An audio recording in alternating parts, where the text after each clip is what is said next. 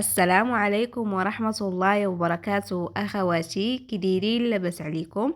نتمنى تكونوا في أتم الصحة والعافية. اللهم صل وسلم على نبينا محمد وعلى آله وأصحابه أجمعين. وصفتنا اليوم غراتان ببطاطا والكفتة وصلصة البشاميل، كيجيو رائعين وما تقنعوش منهم. غير تبعوا معايا المراحل ديال الفيديو وما تنسوش ليا واحد لايك فضلا وليس امرا، واللي ما مشاركش في القناه يشارك في القناه ويدير تفعيل الجرس باش يولي يوصلك ديما الجديد ديالي. وشكرا لكم كاملين، للناس القدام للناس الجداد اللي دخلت عندي، شكرا لكم بزاف بزاف. ومشيو على بركه الله طريقه. يا بسم الله، كناخذ واحد جوج حبات ديال البطاطس الحجم المتوسط، وبالنسبه للكميه كتبقى على حسب افراد الاسره. كنغسلها مزيان وكنقشرها وكنقطع على شكل دوائر كما كتشوفوا. كناخذوا كاسرونه او قميله صغيره، كنوضعوا فيها هاد البطاطس وكنضيفوا عليها الماء وكنضيفوا قبصه ديال الملح وكنديروها فوق النار حتى كتسلق لنا هاد البطاطا. وهني من بعد ملي تسلق لنا البطاطا غادي نصفيها من الماء ديالها. دابا غادي نمشيو باش غادي نديروا الحشوه ديال الكفته. غادي ناخذ مقله وغادي نضيف فيها حبه ديال البصله اللي قطعتها مربعات صغار، وغادي نضيف عليها زيت الزيتون، واحد 2 معالق كبار حتى 3 ديال زيت الزيتون او زيت نباتيه اللي متوفره عندك. وكنضيف واحد القبصه ديال الملح وغادي نضيفهم فوق النار. وغادي نزيد نضيف عليهم واحد داس تاع الثوم صغير. كنقلي البصله مزيان فوق النار حتى كتشحر لينا وتهبط على هاد الشكل هذا. كيف هكا كنبقاو هكا على التحريك حتى كنشوفوا البصله ديالتنا يعني هبطات كيف هكا. دابا غادي نمشيو باش غادي نضيفو صلصه الطماطم. بالنسبه لصلصه الطماطم هنايا راه ضفت واحد 3 المعالق كبار ديال صلصه الطماطم. كنضيف عليها ملعقه صغيره مع مراش ديال بابريكا، وملعقه صغيره مع مراش ديال السنجبير، وملعقه صغيره مع مراش ديال الفلفل الاسود والابزار، وكندير ملعقه صغيره مع مراش ديال الكركم. وكنضيف قزبر ومعنوس مقطعين، واحد الملعقه كبيره ديال القزبر ومعنوس. ودابا كنبدا نشحر فيهم مزيان حتى كتدخل التوابل مع داك صلصه الطماطم والبصله اللي قطعنا في الاول شحرنا. كنبقى هكا على التحريك حتى كتشحر لينا شويه ديك صلصه الطماطم مع التوابل. في الاخير غادي نضيف دابا الكفته. بالنسبه للكفته كنخليها هي الاخير حيت غا كطيب لينا، ومن بعد غادي تطيب لينا في الفران. كما كتشوفوا هنا وضعت الكفته. كنبقى هكا على التحريك حتى كتفتح لينا الكفته، يعني تولي مفرته ما كتبقاش هكا مجموعه.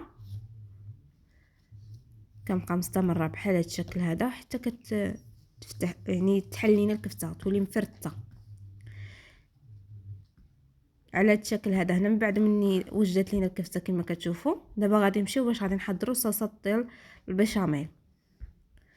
هنا كناخذوا واحد كسرونه كنضيفوا فيها هاد الصلصه ديال البشاميل. بالنسبه للبشاميل كان عندي هذا البشاميل كما كتشوفوا عاقد.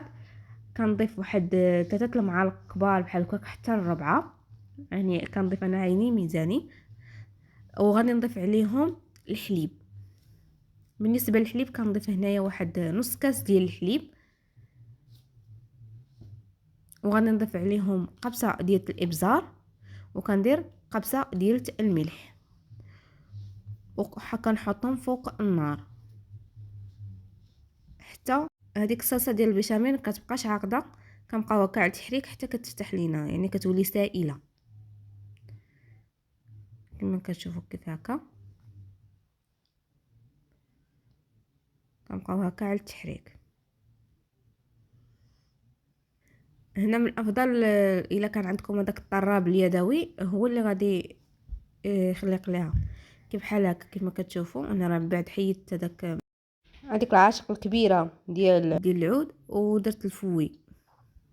كنبقى هكا مستمره على التحريك حتى كتحل لينا ديك البشاميل. كيولي سائل كما كتشوفوا وكيولي عاقد، كيزيد يعقد لينا على الشكل هذا كما كتشوفوا. صافي حتى كتوجد لينا كيف هكا. دابا غادي نمشيو باش غادي ندير معكم الطريقه ديال الكغاتان. بالنسبه فاش غادي نديرهم في هادو ديال الطين كما كتشوفوا. هنا وجدت لينا الكفته كما كتشوفوا البنات، هذه هي الكفته ديالتنا من بعد مني وجدات. هذا هو الصلصه ديال البيشاميل، وهنا عندنا البطاطا ملي سلقناها، وهنا الفرماج هذا المربع، وعندي هنايا الفرماج محكوك. غنمشيو على بركه الله الطريقه. هنا ممكن تضيفوا في اي مول اللي عندكم ديال الكاطا تضيفوا فيه. انايا عندي متوفر عندي هذا ديال الطين، وكيعجبني ندير فيه صراحه هاد الكاطا كيجيني بنين الطياب ديالو. اول حاجه كما كتشوفوا شديت الصلصه ديال البيشاميل، درت واحد الملعقه كبيره عامره ديال الصلصه ديال البيشاميل، سرحتها مزيان فوق فوق المول كي بحال هكا، وكنضيف عليها من الفوق بطاطا. واخا تفرتت معكم شويه تفرتت، كحاولوا انكم تطفوها مزيان جيدا بحال هكا، بحال هذا الشكل هذا. وغادي نضيف دابا الكفته من الفوق كيف هكا، صافي كنسرحها من فوق بطاطا بحال هكا.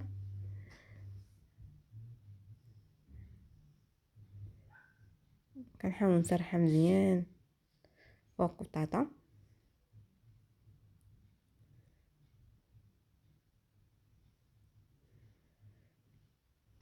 وغادي نضيف عليهم الصلصه ديال البيشاميل كما كتشوفوا فوق الكفته حتى حتى كنسرحها مزيان، كنغطي هذيك الكفته ديالتنا بهذيك الصلصه ديال البيشاميل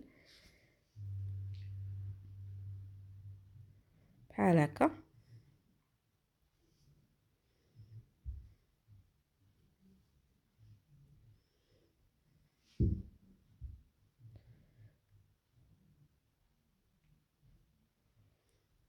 هنا غادي نضيف واحد شويه ديال الفرماج محكوك من فوق الصلصه ديال البيشاميل،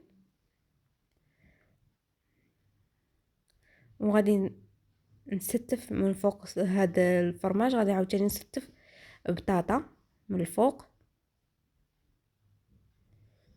كيف بحال هكا. سمحوا لي على التصوير البنات حيت شاده بايد وخدامه بايد. هنا من بعد ما استفنا بطاطا من الفوق كنضيفوا عليها الكفته بحال هكا البنات. كنسرحوا الكفته ديالنا مزيان بحال كما كتشوفوا فوق البطاطا. ودابا كنضيفوا الصلصه ديال البيشاميل هي الاخيره، كنسرحوها حتى هي مزيان فوق البطاطا، وهو اللي كنضيفوا عليهم الفرماج كما كتشوفوا.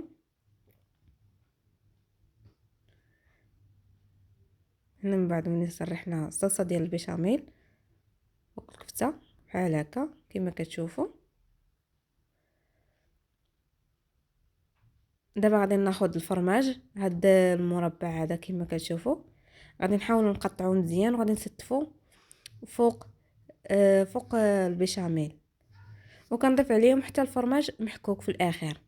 كنبقى مستمره حتى كنديرهم كاملين بثلاثه، كنعمرهم كما كتشوفوا بحال هكا. هذا هو الشكل النهائي اللي درت فيه هاد الكغاطا ديالنا في هاد ديال الطين. كندخلهم الفران، كنشعلوه من الفوق ومن التحت حتى كيطيبوا، ومن بعد كنخرجوهم كما كتشوفوا. هذا الشكل النهائي ديالنا من بعد مني وجد لينا الكغاطان.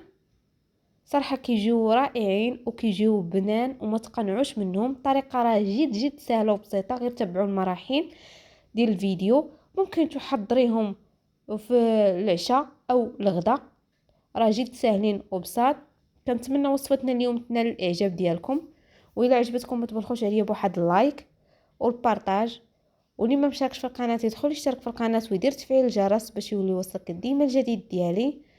واللي تبعت الفيديو من الاول حتى الاخر ووصلت لهنا كنشكرها بزاف الله يخطيكم.